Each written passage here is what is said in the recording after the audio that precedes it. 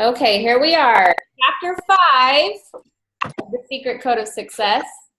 Loving mirrors and, oh my gosh, what's the other part? I listened to it today. I can't remember what it is. Renee? Safe havens. Safe havens, that's right. That was the word I was looking for. Okay, thank you. So anyways, Renee's going to be leading us in an awesome discussion, and I expect this to get really deep, guys. This is some intense stuff. This is when it gets really good. So take it away, Renee. If everyone can just mute themselves if they have any background noise, but if not, go ahead and leave yourself unmuted. It makes it a lot easier for conversation. Less hesitation to speak up. That's cool. So you'll notice these chapters kind of build on each other. So chapter 4 was on affirmations versus affirmation and head trash. So this chapter, like what said, I can't hear Renee at all. Can anybody else hear her? No. Not very well. You sound really muffled, Renee. No, can't hear. can you hear me now? No. It sounds muffled, like something's covering your mic. That might be there. Hang on. Does that fix it? Yeah. Yeah. Okay, so these chapters kind of build upon themselves. So last week we talked about the head trash, and now we're going to figure out what to do with that head trash or how to get rid of it. So he bases this whole analogy on knowing what color your eyes are. So how do you know what color your eyes are? Can you Looking see it? in the mirror. Okay, so you can't see it from within yourself, right? That's right. No, you can't. You have to see a photograph of yourself or look in the mirror. And so he says, I want you to see your own eye color without looking in the mirror. Go on, get motivated. Set your goals, work hard. I don't care how smart, cute, pretty, whatever you are, you can't do it. You can't just do it from looking from within yourself. While it may seem improbable, that simple analogy forms the foundation of this entire system. So who has seen A Wonderful Life? I have. Okay, Yep. can you tell me about George and Clarence? What? Can you tell me about George and Clarence? What happened with them? Do you remember? Just the angel walked him through his life and what it would look like if George wasn't there. How everybody else's lives would be if George wasn't in the world. Perfect. So he was a wonderful guy. He had really low self-esteem. Hey, I'm busy right now. You go find Dad. So his guardian angel basically came down and showed him his life would be like if he wasn't there, because he was ready to commit suicide. Because he had figured his life was more valuable with him dead because he had an insurance policy. So he says, now what do you think would have happened if George Bailey had looked in the mirror and said to himself, I'm good enough, I'm smart enough, and gosh darn it, people like me? What if he had simply thought positive and tried to psych himself up? What if he had set his goals and said, I'm going to get motivated now? What if he had used visualization techniques and affirmations or vision boards? Do you really think he could have created such a powerful transformation in his life? No. No. So let me ask you a question. When you set your goals, who are you going to set them? Ourselves. Ourselves, right. Yet who's the worst person to know what you're truly capable of? You. Ourselves. Are we often the worst judge of what we're really capable of doing? Aren't we sometimes our own worst enemy? I know I am. Well, if what you want is love, support, and encouragement, is it really smart to go to your worst enemy? No. So he goes on to say, what I'm showing you is the complete opposite of what they've taught us in the traditional success programs. Going back to your eyes example, no matter how hard you work, how long you try, or how motivated you are, You can never see your own eyes by looking from within yourself.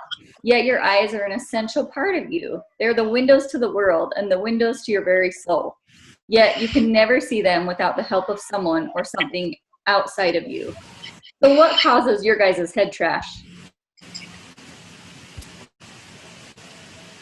You have any examples? The stuff that we've been carrying around all our lives. Okay. Yeah, I was gonna say my parents. Yeah.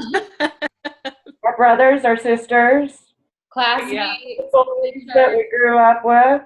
Yeah. Some of mine is my children. Yeah. Yeah. True. So let's do one step further. Let's say you have brown eyes, but everyone, even the ones closest to you, your whole life have told you you have blue eyes. This is a good one. Looking for the end. He dives. Really loud, guys. Who is Jay, Philadelphia Dane.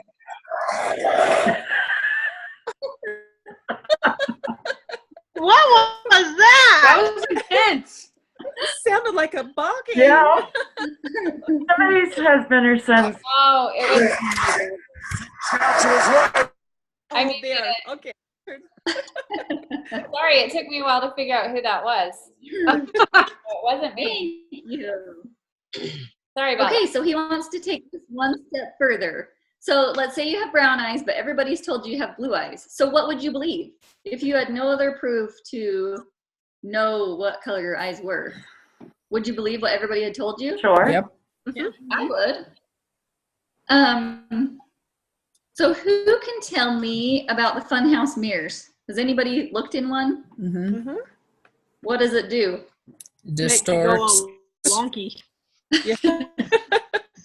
It makes you wonky. Makes you wonky. Sometimes it makes you look thin. Sometimes it makes you look bad. That's true. Yeah, So- basically distorts reality. Yeah. Yes. So it's an inaccurate representation of you, right? Mm-hmm. Yes. So the distorted reflection was the only one from which you'd received information about you. Then what would you believe? You believe that's what you look like. Mm-hmm. Okay. So you would be forced to believe that that distorted image was what you really looked like. You would have no choice but to believe the inaccurate images because it's the only one you've ever seen. So were any of you raised in a fun house? Yeah. Are any of you still in a fun house? Yeah, I Yeah. just talked to my mom today. Oh, he says, sadly, most of us have never seen ourselves accurately reflected by those around us, especially those closest to us. A funhouse mirror distorts your physical image in the same way when we receive inaccurate information about who we are. Our authentic self is distorted. When who we are is not accurately reflected by those around us, we develop what I call a negative reflection. Your negative reflection represents the head turning around. It's that little voice that says, you can't do it. Who do you think you are? No one in our family does that. While your authentic self knows you're good enough, your negative reflection tells you, you're not good enough. I could never do that. Maybe they could do that, but I'll never be able to. Does that sound familiar to anybody? Yep.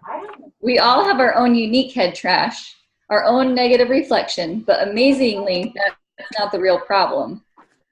He says, traditional success teachers told us, if you have a negative thoughts, just think positive. Believe in yourself, set your goals. Do you think that would have worked for Bailey when he was about ready to commit suicide? No. I doubt it. Do you honestly think he'd been able to set his goals and get out of his miserable situation with this kind of advice? How many times have you tried this? I know I've been to like a jillion seminars and stuff, and this is the very first time that I've actually seen real results. It's crazy how much I've seen improve just in the time we read this with Tamara versus this time reading it. It's kind of crazy. How many times have you tried to psych yourself up and do what they told you to do? Think positive, believe in yourself, set your goals. How's that been working for all of us? Not Are that any of you where you want to be? Oh, yeah. Not yet. He says you can keep trying to put a nail in the wall with the chainsaw they gave you, or you can pick up the hammer. I'm giving you the hammer, and it's called the support of people who believe in you more than you believe in yourself. This is the greatest irony of this work, because the 3%ers have been telling us for decades, believe in yourself. But they didn't realize what they were saying is completely backwards. It's not that believing yourself is wrong any more than a chainsaw is wrong. It's just that when they tell you to believe in yourself, they have the wrong order. So you first have to have somebody believe in you. Then you have to believe in someone else, and then you can believe in you. Okay, so let's see. I've asked Shauna. Wait, not yet. Don't go, Shauna. He says in traditional success programs, they implicitly told you to go to yourself to set your goals because that's what the 3%ers did. But here's the problem. When I asked them exactly how they came to believe in themselves, every multimillionaire I've ever coached or become friends with has finally told me that they would not have achieved their level of success without the loving support and encouragement of someone who believed in them even when they didn't believe in themselves. Just like George Bailey and Clarence the Angel, the 3%ers had someone who was their guardian angel. But they hadn't realized how essential that was until he asked them. So remember that time when someone looked at you and saw the greatness in you? That spark, that something that you would never have seen in yourself? Remember that? Maybe it was a coach, a teacher, a mentor. Maybe it was a parent, spouse, or a friend. Maybe it was a grandma, grandpa, uncle, or somebody close to you. Whoever it was, they saw something in you, and they said, I know you can do it. I see wonderful things in you. I see the leader in you, and I know you can do it. And you're standing there going, who, me? You have that response because you can't fully perceive your own value any more than you can see your own eye color. We don't fully comprehend our own value to the world. So he calls this the loving mirror principle. And it's the hidden aspect of success that almost everybody ignores. So I've asked Shauna to share with us one of her experiences with a loving mirror. Let's see, 2001, I started working at Payson Hospital in physical therapy. And at the time I was married to my ex-husband. Not a lot of people, I think probably hardly any of you on here know this side of me. But I started working at the hospital, and I don't know who on here is LDS and who isn't, but that doesn't really matter because I'll just tell you my story. I wasn't, and my husband was, but I worked with this therapist who lovingly shared his testimony every day with me for 4 years. He was so annoying.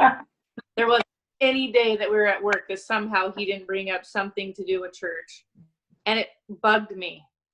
But fast forward to 2001 to 2004, and I found out that my ex-husband was a heroin addict. And I didn't know. We'd been living a lie for 4 years of our marriage, and I had no clue. Anyway, long story short, I found the LDS 12-step meetings and ended up a complete mess. But through those meetings, I realized that I was addicted to saving him, and he was addicted to drugs. And Darren was so real. He was like the brother I never had. And I remember this one time, I finally got the courage to leave him, and I felt like my whole world was crashing down, if you can imagine. And he would tell me all the time that there was just more of a picture out there that I couldn't see and I didn't know. And I remember one day he grabbed me in the parking lot of the hospital by my shoulders and got right in my face and said, I don't know why, but I've been inspired to tell you that exactly 3 months from today, your life is going to completely change. 3-6.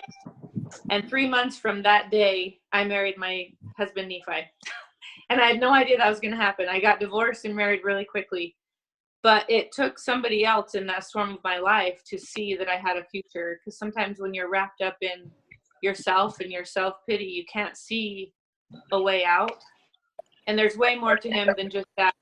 He baptized me. I got married Nephi hard. He is like my mentor in my life. If I have a hard time, I go to him. And I finally told him about Plexus, which is funny. He's a physical therapist, and that kind of stuff. But he's ready to get his son on all the products. So you don't realize, you know, when you're going through hard stuff, that there is somebody who can see bigger than you can. Same thing with, I love the eye color analogy. It made so much sense to me that you need people that can see that in you. You can't see yourself. That's what I love about Plexus's team mentality, is that we're all in it together. Sometimes Renee can see my eyes are blue when I feel like I'm full of crap and they're brown. So I don't know, that's kind of a fast version of my experience. Wow. I love it. Me too. Thanks, Donna, for sharing. So a loving mirror is a person who gives unconditional support. And that is so foundational for us, okay? So who has seen the death crawl video? They showed it at Leaders Retreat. Was anybody there? Who's on here? Whitney, can you tell us about the death crawl video? Yep, it's from the movie, whatever Giants. What's the Giants movie? I can't remember the whole title of it. But Giants or something? hang on, I'm gonna mute Mindy because Mindy, you've got some like feedback that sounds really weird. Where is she? I keep trying to find her and then it bounces around. I don't know what's going on. Oh, okay, got it. Okay, anyways, so in the movie, the coach, the team is like really disheartened because they don't think that they can win their next game. So their coach wants to show them that like they're capable of more than they realize they are. So he has one of the big tough football players come up and he asks him to do a bear crawl like to the 50-yard line and with one of his teammates on his back. And he says, "I can't do that, coach. I might be able to make it to the 30. And he said, "I believe you can do 50. And so he blindfolds him so he can't see where he's at. And then he's and just like, you know, he gets down in his face and he's cheering him on the whole time and just like yelling at him. And he's like, almost there. Come on, you got this, you got this. And he ends up going the whole football field. And then when he takes off the blindfold, he's like absolutely amazed because he didn't even think that he had it in him to go to the 50-yard line, and he went all the way 100 yards. So it just shows like we are capable of a lot more than we really think we are. And when we have someone that can be a loving mirror for us, that sees our potential greater than we do, and then they're willing to mentor us and cheer us on, then it's really powerful. I love it. So why did he blindfold him? Because he knew if he could see, then, oh, sorry, I guess that was probably for someone else. I'll let someone else answer that. Who was speaking up? So he wouldn't limitate himself.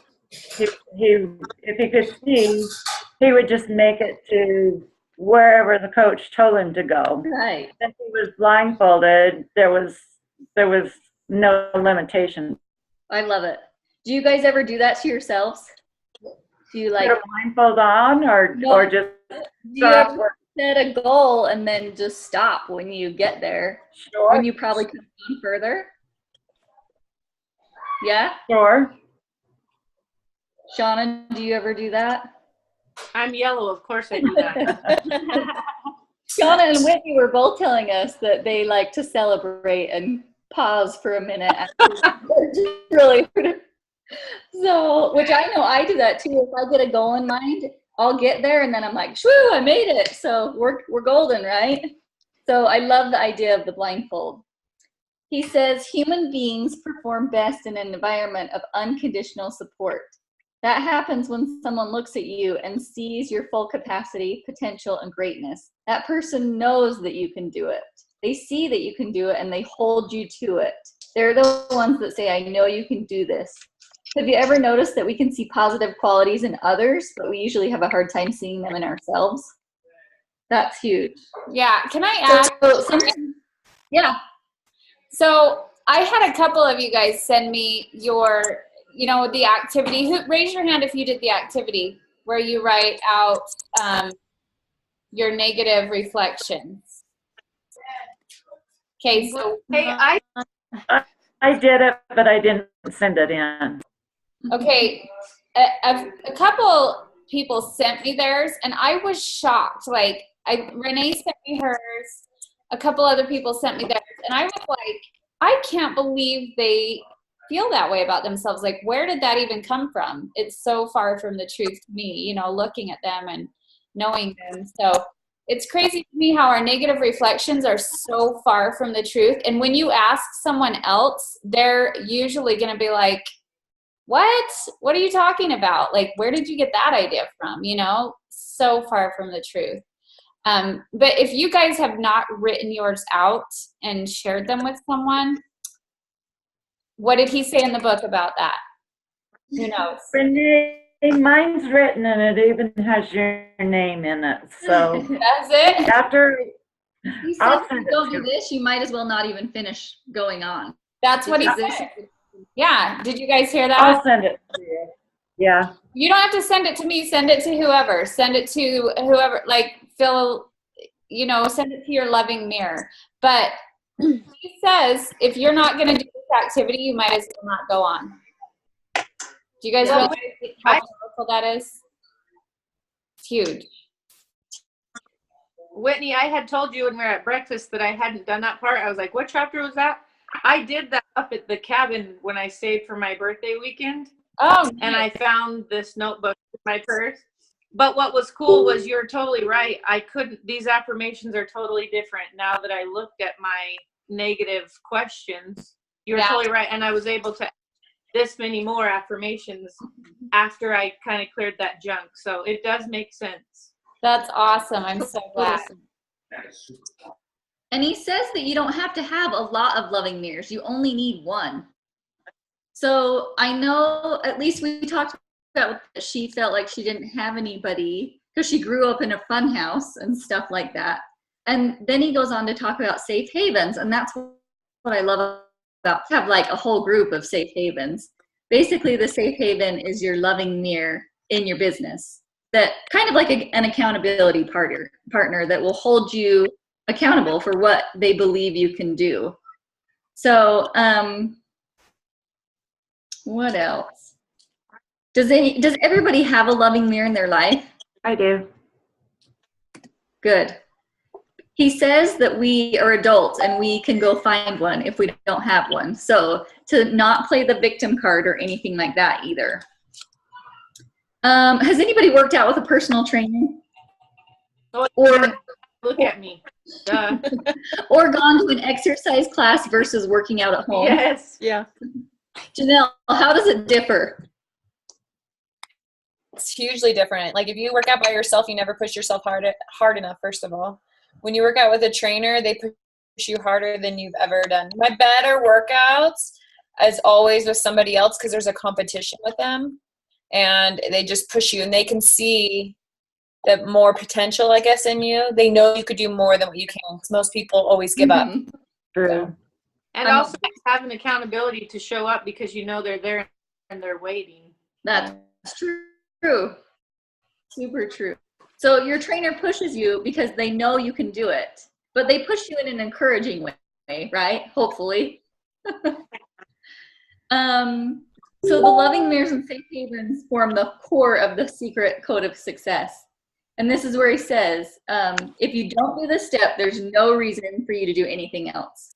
Bottom line, if you want to be happy and rich, you must find loving mirrors for your life and safe havens for your business. There's no way around it. So who can tell me the story about the football player nicknamed Butterfingers? Do you guys remember who that was? I love that story. Can you tell us about it, Deb? Just that he was really great in college, and once he made it to the pros, he just was Butterfinger. He was, I don't know why my Zoom is like having these action center crap going on, but he just, in the NFL, he had Butterfingers. He wasn't catching the ball, he wasn't making plays and stuff that he was in college, and he was going to quit. And his coach, Bill Walsh, told him, you can't quit. I'm not going to let you. I'm not giving up on you. The team needs you. And that's all it took for old Butterfingers to stay. And he was first to the drills every morning and the last to leave. And it's Jerry Rice. He holds more, as a wide receiver, he holds more yardage and the records that he holds. I can't remember the stats on him, but yeah. That's perfect. You got the gist of it. So all it took was for one person to believe in him. So he says, I know it sounds touchy-feely. Let me assure you, this principle is the most powerful, results-creating, bottom-line focus method to get your foot off the brake that's ever been identified. It's also the hidden principle that every happy, successful person, team, or organization has used, whether or not they know it. So he said that all of his multi-million-dollar friends had a loving mirror, whether they knew it or not. They had somebody that was there to push them and support them and love them unconditionally. So he said trying to succeed without the support of others is like standing on a gold mine, digging away with your teaspoon. And he labeled the teaspoon as don't ask for help, or I don't have anyone. I don't have any downline. I don't have any runners, you know. While right under their noses, there's a brand new shiny backhoe that they could be digging with. All they have to do is ask. So he says, don't be the lone wolf. Like, don't try to go alone playing the victim card. Like, get your crap together and take some action. Get rid of the bully in your head. And get your foot off the brake. What else does he say? Okay, so did anybody do their negative reflections? Did you fill out what they were? Shauna, you just said you did. Does anybody want to share theirs with us? What time is it? Oh, Laree, let's have you share yours. I asked Laree to share hers, and we could kind of go over what we thought of her negative signs. Because like Whitney said, we'll probably be like, what is she thinking? Where are these coming from? Okay, he said to list the top 5 that you had done. My number 1 is you can't do that. That's impossible. Oh. That was on mine too. On mine too. You're chubby. You're a big girl. Mm-hmm. You're loud. I love that. I love your fun, bubbly personality. And stop laughing. I got that a lot, and I got kicked out of classes in school from laughing. For real? Oh yeah, because That's what makes you so I laugh where I'm not supposed to. But that's why we all love you so much. Well, on my positive part of that, anyway, better than that. And then you take things wrong. So did you flip those around and write the opposite? Yes. Yeah. Okay, so you can't do that. That's impossible. I can do anything I put my mind to. It's possible. Love it. Love it. So powerful. You're a big girl. I'm fit and look so cute. Yes. Cute. And you're loud. I speak with let's see. Excuse me. Okay, I am naturally someone who likes to talk and I get excited. I like that. And stop laughing. I love laughter and enjoying life. And you take things wrong. I put, okay, where did I put it? I listen and put things into perspective. That's great. Love it. Mm-hmm. Can I point out though, Laree, those are affirmations. You need to write those into question form. Yes, why? He told on the thing to change you to I can, but I need to put why can I do anything I put my mind to? Yes. Because then your mind Why your subconscious automatically looks for the reasons. If it's just a statement, it's not near as effective. So those are good though. Just make them into questions. Are good. I'm So, gonna do that right now. and if you guys don't have the Think Up app, it is seriously so amazing because it has music to it. Can And I you play can only it do for a second, you guys? I mean, Yeah, let's do it. like this, I'm addicted to this. It is the best thing I've ever done. And I had them written out and I would read them to myself like every day. And I thought that was powerful. And then Tia's the one who told me, she's like, oh my gosh, Whitney, I recorded those on the Think Up app with music and I can't listen to it without crying.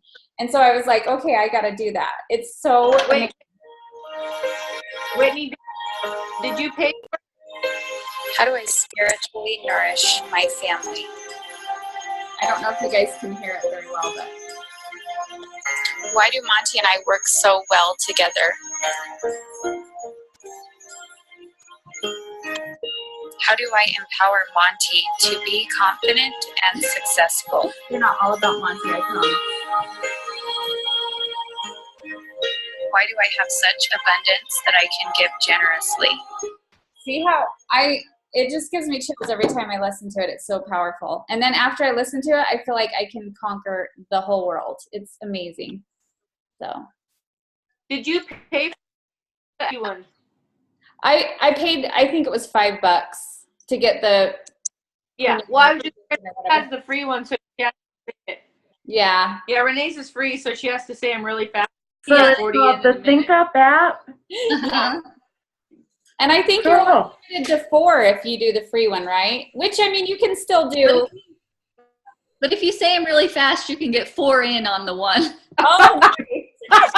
Way to trick the system. That's awesome.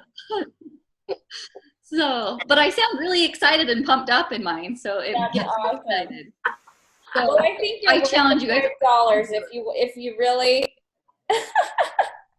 Yes, I should invest in that. I mean, how much did you make last month, Renee? I know, for reals. I didn't know if I would really use them, but I have, and it's well worth. That's good. I thought I saw that it was $25 unlimited, and then it's $5.99 for like every 2 months or something. Yeah. So am I not looking at the right thing? That's something like what that. It was. I figured because I remember thinking I would just try it for 2 months, and if I was consistent, then I would pay the other one. It's, so far, I've been totally worth it, say, to do the $25. Yeah. Yeah, I think it'll make a huge. It's a. Lori, do you use it all the time? Do I use it all the time? Well, I found that with the free and just with 4, I'm like, no, I need way more than that. So I want to use it more, but I want to have more affirmations than just the 4. Oh, okay. Cool. So I feel like there's still so much more to this chapter that I'm having a really hard time being done with it. Like, I feel like the homework's really hard, and I don't want to just like move on because it's really intense.